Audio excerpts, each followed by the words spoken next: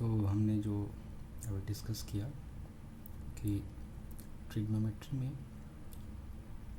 हम लोग एक ट्रायंगल के साइड्स और एंगल्स को के इंटररिलेशंस को मेज़र करते हैं और डील करते हैं।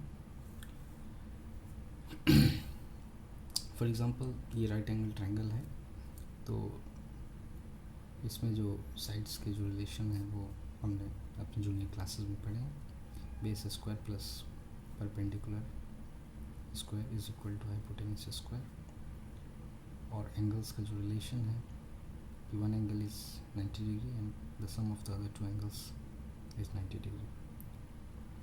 तो इस तरह से हम लोग different relations of angles and sides of the triangle ये ट्रिग्नोमेट्री में डील करते हैं, और उसी को एक्सटेंडेड वर्जन में कई सारे अदर ब्रांचेस में इसके एप्लीकेशंस हैं।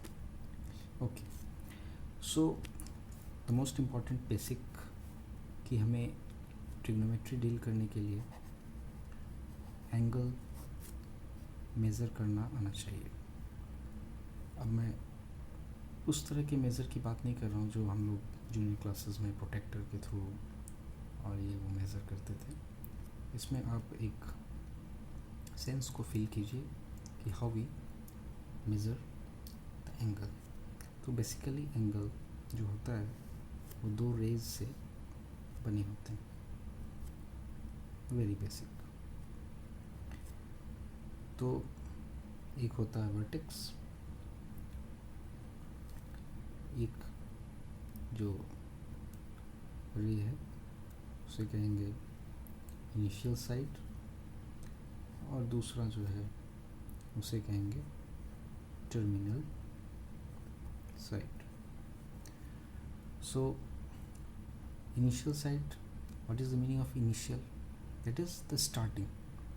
सो ये साइड जो है इधर से हम लोग स्टार्ट कर रहे हैं, और terminal means terminate, terminal it is where that is ending.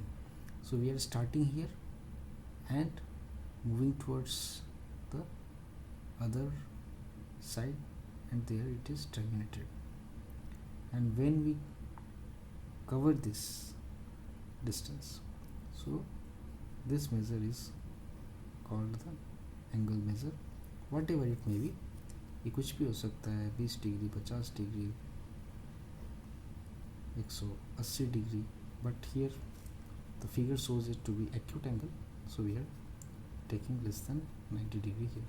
okay, तो कभी कभी हमें इस तरह के एंगल भी फेस करने को मिलेंगे। तो ये रहेगा इनिशियल साइड और ये रहेगा टर्मिनल साइड।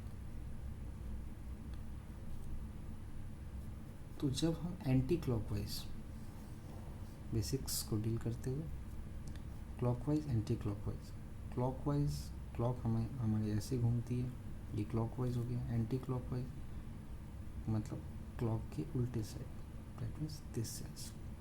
तो इस वाले में एग्जांपल में हमने देखा कि हम लोग जो मेज़र किए हैं वो anti clockwise, this is anti clockwise against the direction of the clock, in the opposite direction of the clock.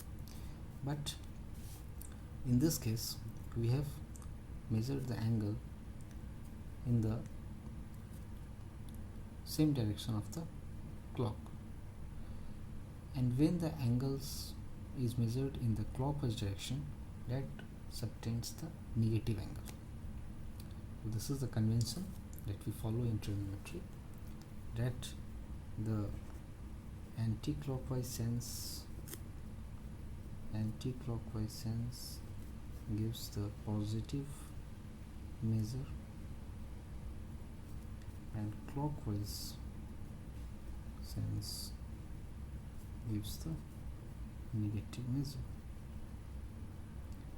और ये समझना बहुत इम्पोर्टेंट है, क्योंकि ये एक बहुत ही इम्पोर्टेंट बेसिक है जो ट्रिग्नोमेट्री में जगह जगह पे यूज़ होगा, और ये बिल्कुल क्रिस्टल क्लियर रहना ज़रूरी है।